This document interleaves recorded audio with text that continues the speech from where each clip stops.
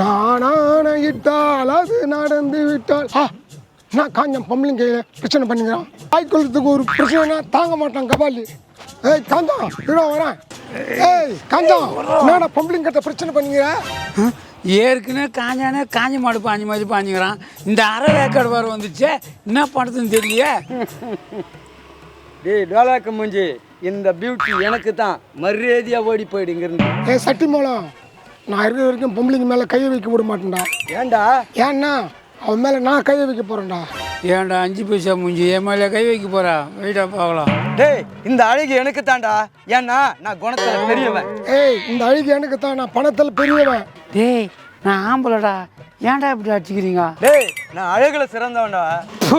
சோள கட்ட பொம்மை மதிக்கிறான், இவன் அழகில் சேர்ந்தவனா? ஏய் நான் அறிவில் சிறந்தவன். அறிவில் சேர்ந்தவனா? டேய் நான் களத்தில் பெரியவன்டா. நான் பலத்தில் பெரியவன்டா.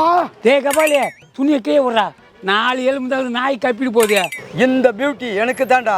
நான் ஒரு வாட்டி முடிவு பண்ணிட்டேன்னு வச்சுக்க, என் பேச்ச நானே கேட்க மாட்டேன். எலும்பு மஞ்சள் தலையா முடிஞ்சா என்னை தாண்டி உஷார் பண்ணுறான். உஷார் பண்ணுறேன்னா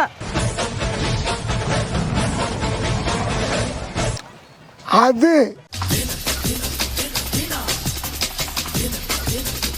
டேய் கேட்டு போதுங்களா, இவர் விஜய் அவர் அஜித்து நான் நயன்தாரா, எனக்கு போது இவருக்கு வெட்டி மாட்டாங்க. டேய் போய் வேலையை பாருங்க.